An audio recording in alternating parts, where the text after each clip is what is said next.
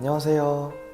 여러분, 오늘은 건강가정사 자격증을 취득하면 어떤 진로를 선택할 수 있는지, 건강가정사란 무엇인지, 어떤 곳에서 일할 수 있는지 궁금하시다면 끝까지 시청해주세요.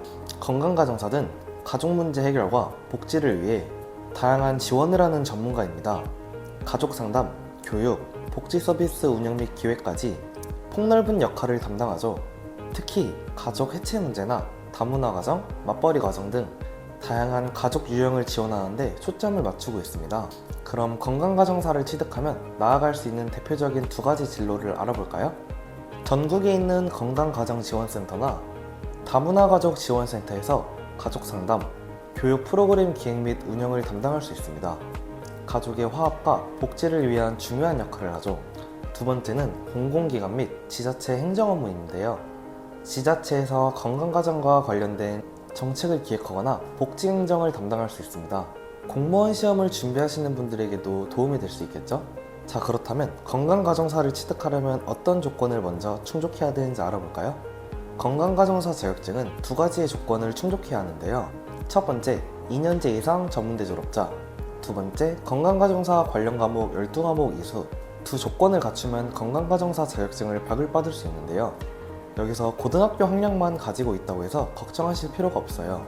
이번 영상에선 고등학교 학력만 있다면 누구나 도전이 가능한 학점은행제를 통해 건강가정사 취득 방법에 대해 알려드릴 예정입니다. 그렇다면 고등학교 학력만 있다면 도전 가능한 학점은행제는 무엇일까요? 학점은행제는 교육부에서 주관하는 평생교육제도로 고등학력만 있다면 누구나 도전 가능한 낮은 진입장벽을 가지고 있어요. 정규대학과 동등한 효력을 가지고 있는 온라인 대학과정이라고 보시면 되는데요. 실습을 제외하면 모든 과정이 온라인으로 진행되기 때문에 PC나 모바일을 통해 수업을 들을 수 있다는 점에서 학습 부담을 줄일 수 있죠.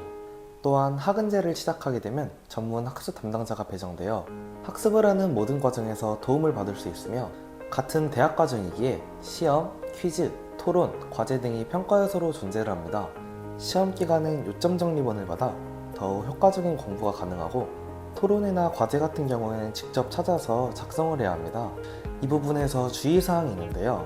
무서열 검사로 인터넷에 있는 자료들을 마구 가져와 사용한다면 꽈락이 날 정도로 위험 요소가 존재를 해요. 하지만 저와 함께 진행을 하신다면 제가 직접 자료를 만들어서 제공을 해드리고 있어요. 제출 기간에 맞게 제출하실 수 있도록 수월한 학습 환경을 만들어 드릴게요. 평가 요소로 힘들거나 시간을 뺏길 일 없이 출결 관리만 신경 써주신다면 충분히 자격증 취득까지 어려움 없으실 거라고 생각해요. 출결 관리에 대해서는 온라인 강의로 진행이 된다는 점에서 시공간의 제약을 받지 않고 언제 어디서든 강의를 들을 수 있다는 점에서 강의는 주마다 업로드되고 있으며 출석 인정기간이라고 해서 2주 안에만 강의를 들어주면 출석으로 인정받을 수 있어요. 모바일로도 가능한 강의와 여유로운 출석 기간을 가지고 있으니 학습 과정간 힘든 부분은 없을 거라고 생각이 들어요. 전문대 학력 기준으로 12과목을 이수해야 하는 건강가정사. 고졸자의 경우도 같은 방식으로 진행이 되나요? 반은 맞고 반은 틀립니다. 과정 자체는 같은 방식으로 진행이 되지만 여기서 추가적으로 전문학사 과정까지 병행을 할 수 있다는 거예요. 원래라면 전문학사를 취득하는데 요구되는 시간이